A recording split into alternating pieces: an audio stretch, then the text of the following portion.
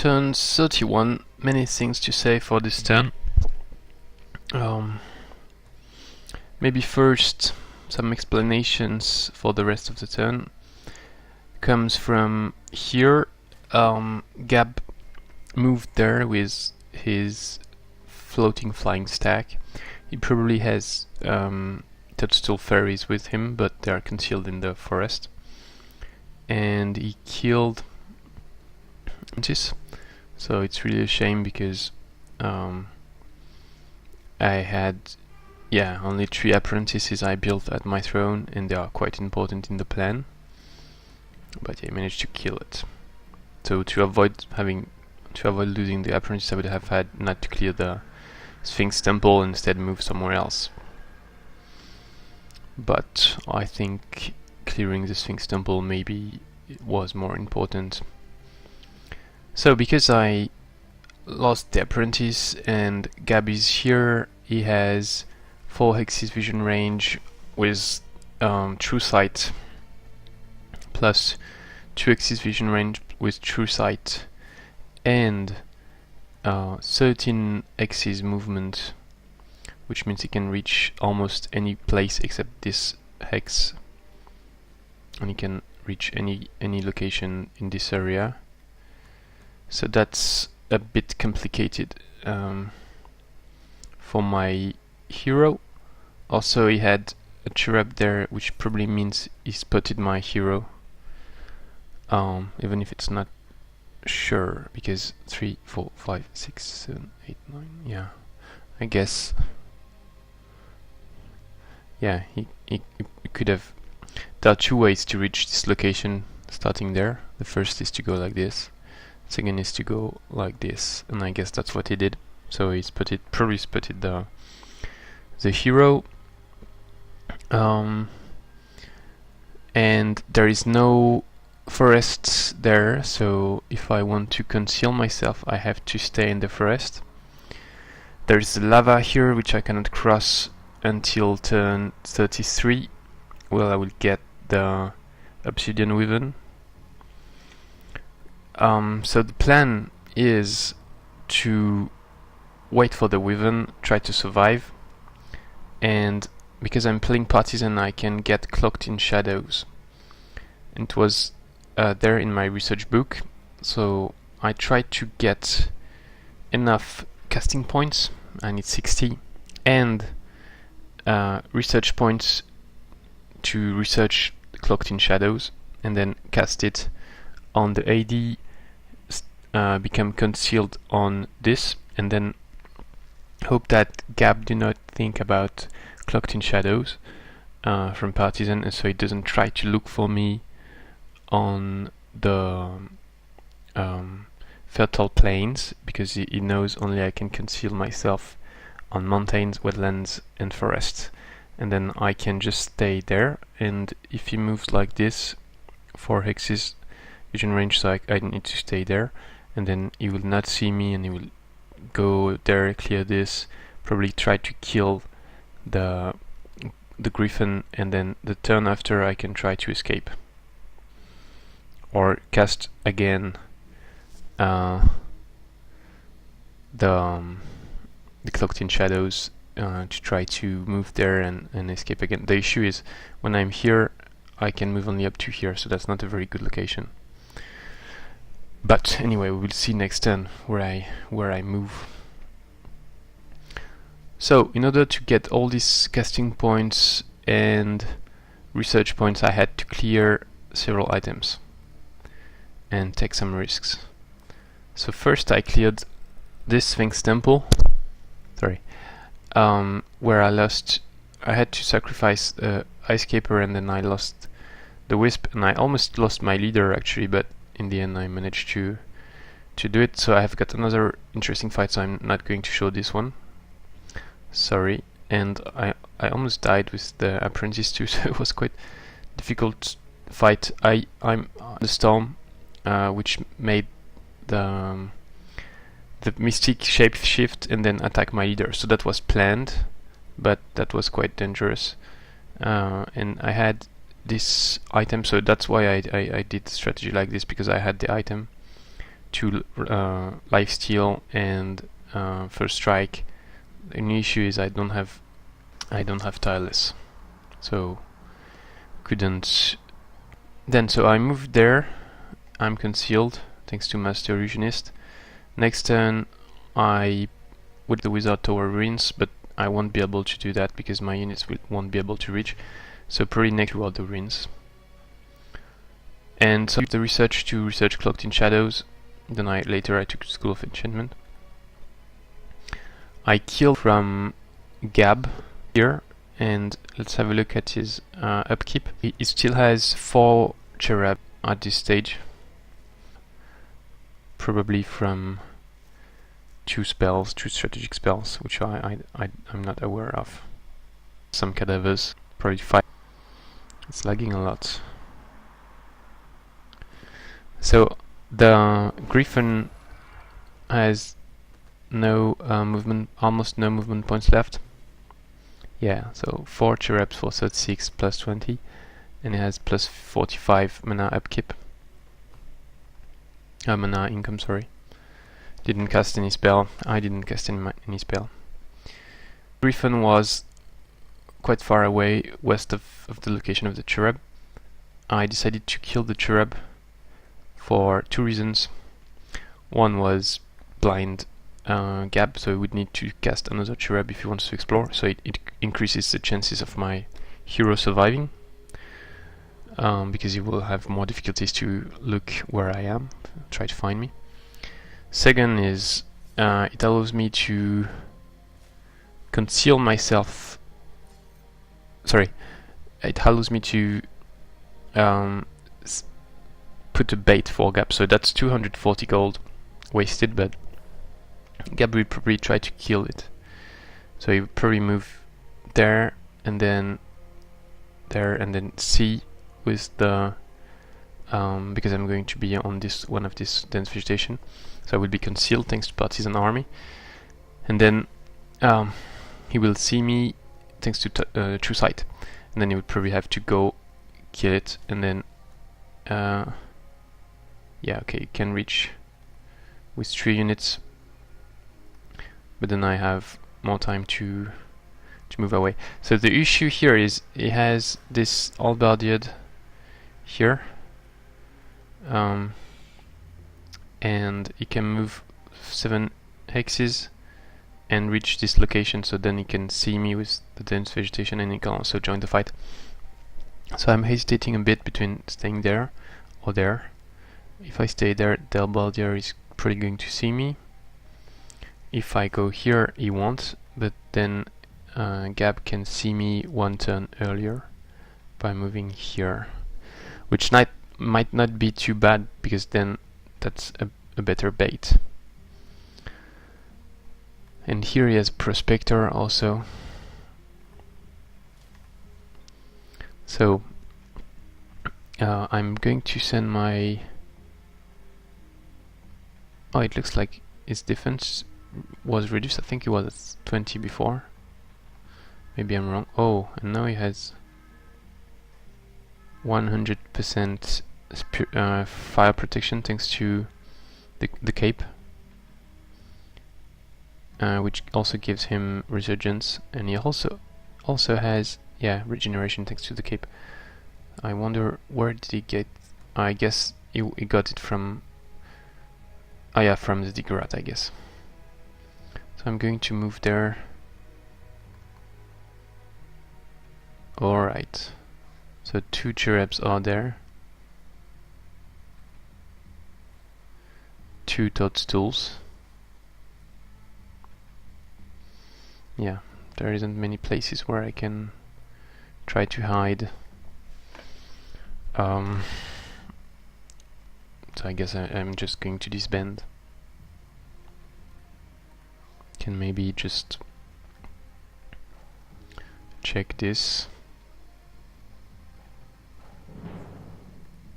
So it's probably going to stay there, so it will be difficult to escape except through the lava.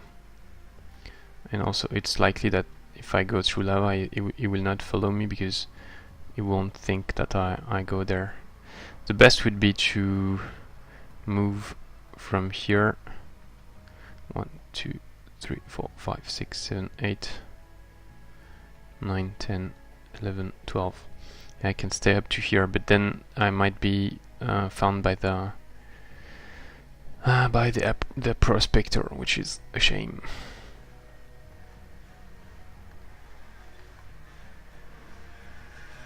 Okay, and then let's disband, or 1, 2, 3, 4. Actually, maybe he's not seeing me because it doesn't have. It doesn't have enough vision range, so I might disband it or not. We'll see. Okay, then the rest of the fights.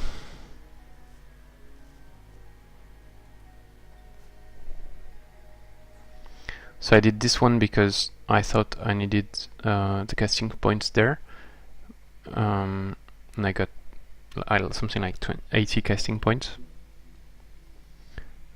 But actually I didn't really need it because then I cleared the Forbidden Sanctum, and I forgot to get 50 casting points from clearing Forbidden Sanctum, enough to cast the Cloaked in Shadows. In the end, I went for Phantasm Warrior casting points. I finished it this turn and used it with my Theocrat to clear the Haunted Boneyard. And then I have 64 casting points left for the Cloaked in Shadows, which is a bit expensive, 60 CP just for a hero. Oh, I also need to think about sending all my items to my Theocrat and my leader in case I get killed. I don't want the items to fall into Gab's hand.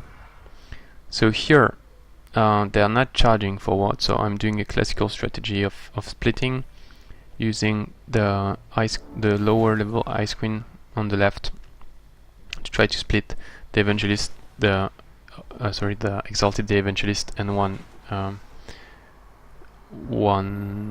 Crusaders. I'm facing a good Angel, Archangel, 2 Crusaders, 2 Exalted, 1 Evangelist. They have Mass Bless, so they are really tanky. Sorry, time to slow down a bit. So I moved the Fairy forward to take some hits and let them charge. So the Exalted just did that. Then I moved back, and I'm still at range for the Archangel, and also obviously for the Evangelist. I positioned the rest of my units like that. I hope to be able to freeze them or stun them, because I took School of Enchantment, so now my support unit can stun them, including the Ice Nova from the Ice Queens. Even if they have very high resistance, and I can reduce the resistance of the Archangel a bit because he got Touch of Faith, and he also has a Meditate bonus, which I can steal with my Apprentice. So I stole Meditate, which was Equanimity of Mind, and Touch of Faith, so it was increasing the damage the Archangel was doing, opening up a third channel for her. So it's good also to steal that or dispelling it. So that was +2 fire damage. So I'm getting also more damage, I think, for the fire bolts. I'm not sure actually. And then it reduced her resistance by 4. And then I do Ice Nova and managed to, I froze her for 5% chance. Also stun her, stun the Exalted. So then I go hit her when she's 10.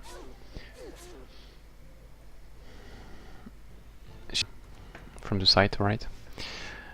With the Fae.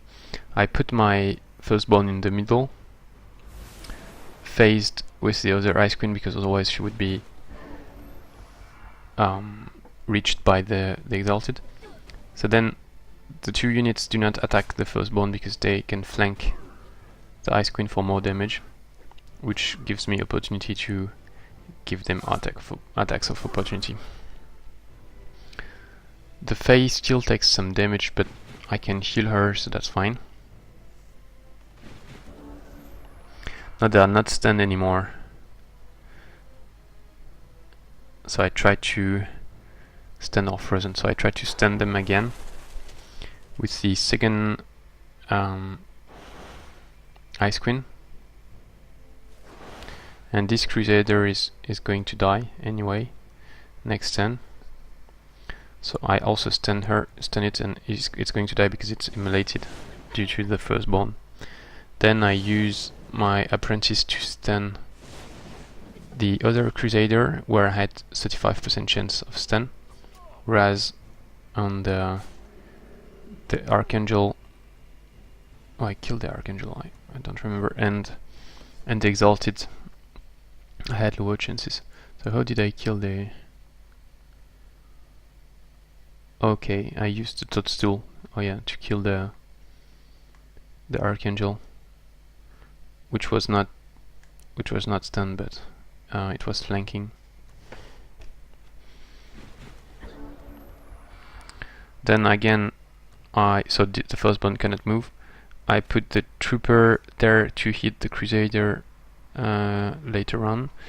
We actually stun, and I hope actually that the Evangelist is going to try convert on the Trooper, but that's fine because I'm not in touch with any, I'm not adjacent to any of my units, so it's just going to be converted, not move, and then next turn I can kill the Evangelist, take back the Trooper. So I let the Crusader die due to immolation because I didn't have enough troops to kill it anyway. So the Trooper is converted because of its lower resistance as an orc. And here that's something I didn't plan. It's the Exalted attack my Apprentice, which is bad because I'm already quite low on HP. I heal, and then I just focus fire on the Evangelist, kill it, free the orc, Shocktrooper. Yep.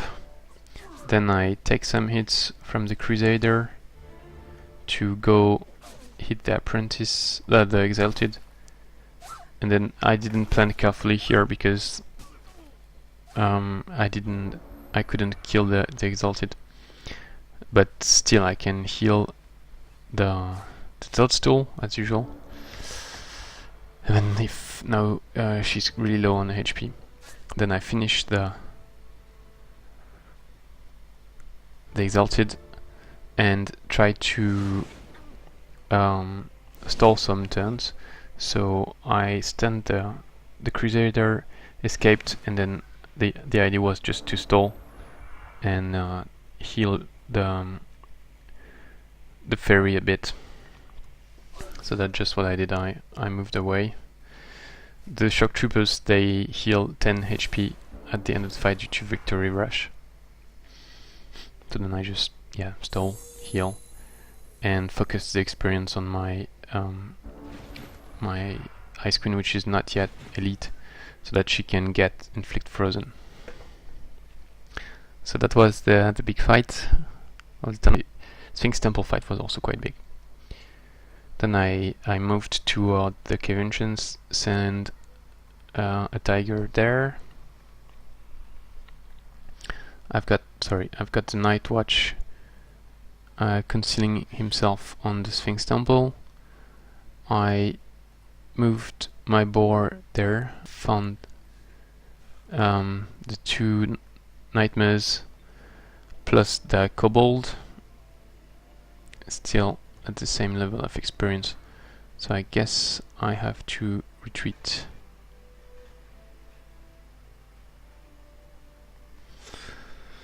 So I've got regrowth on this boar, then the serpent is moving there. Oh yeah. Gab didn't take this watchtower.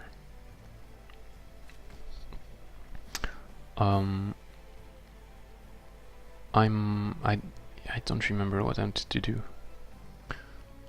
I guess I'm going to try to take it, but that might be too difficult even with regrowth, because these units are quite good actually. But I've got regrowth plus frost aura. So okay, let's try it anyway. So I'm sticking on Arctic to avoid losing the concealment. And then I can go to the inn and go check the vassal of Gab. There, so my Ice Queen ended up next to Gab's throne. So it looks like it's a bit weird because I think he also had a city there, if I remember correctly. Even if he didn't settle any, so I'm a bit confused. And it's very close to the dwelling. So I hope I don't die and I can just keep moving and it doesn't find me. I got this item which will be useful. Then yeah. So I got 800 mana and this hailstorm spell, which is not really good. I was hoping for something better. At least I got back to full mana. And then finally I did this battle, and I went into water to cross and go towards the without tower ruins. So I leveled up. I should really take some bonuses now, but I'm not quite sure about what. I guess I can take Healing Aura for a start. But actually, yeah, I'm going to think again about it at the end of the turn, I think. So yeah, I should not forget to send the items from the hero, so let me do this and start the recording again. Okay, I removed all her items. Then let's just do the plan. So, Cloaked in Shadows.